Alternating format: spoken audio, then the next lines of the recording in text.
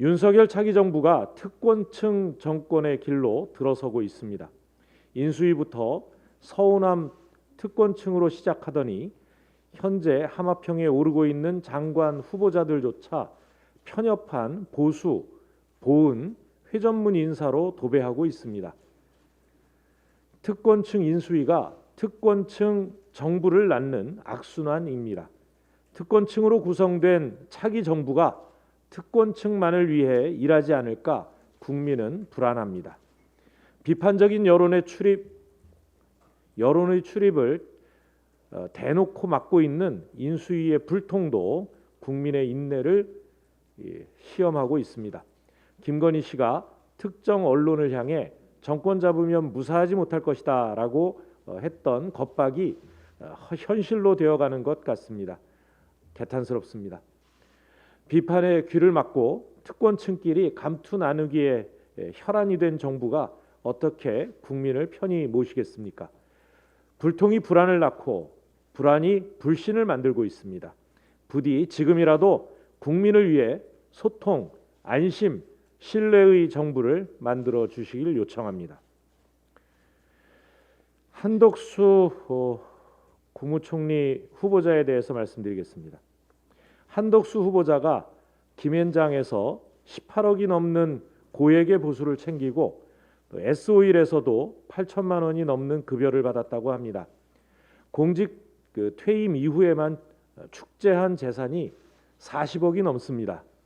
특히 산업부 등에서 근무하던 시절 이해충돌 우려가 있는 미국 대기업으로부터 6억 원의 임대료 수입을 거둔 사실까지 밝혀졌습니다.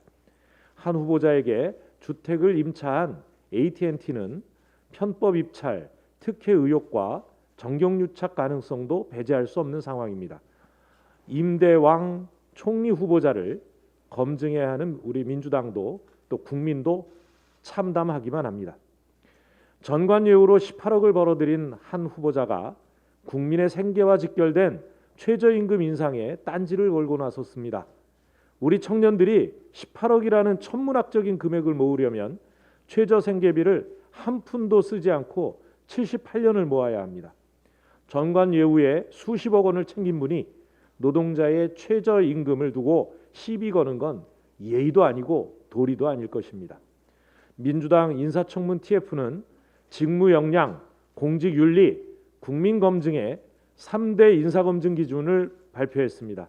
민주당은 국민의 시각에서 각 후보자들을 엄중히 검증하고 문제가 있는 부분에 대해서는 강력히 대처하겠습니다. 한 말씀 더 드리겠습니다. 부산대에 이어 고려대도 조민 씨의 입학을 취소했습니다. 대선이 끝나자마자 전광석화처럼 이루어지는 학교들의 행태에 염량세태의 비애감이 느껴집니다. 한 사회의 성숙도를 평가하는 중요한 기준 가운데 하나는 공정한 원칙의 예외 없는 적용입니다. 조민 씨에게 적용된 관점에서 보면 김건희 씨는 당장 구속되어야 마땅할 것입니다. 김건희 씨에 대한 주가 조작, 논문 표절, 학력 경력 위조 의혹은 수사기관의 직무유기로 단 한 발도 나아가지 못하고 있습니다. 표창장과는 비교할 수도 없는 박사학위 논문 표절 의혹을 두고도 국민대는 모르쇠로 당선인 눈치만 보고 있습니다.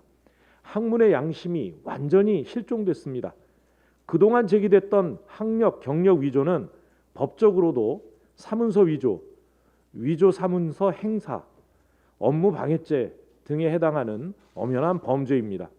수사기관과 국민대 등 관련 기관이 계속해서 직무를 유기한다면 이는 또 한 번의 김로 조불이 될 것입니다. 김건희가 하면 로맨스고 조민이 하면 불륜입니까?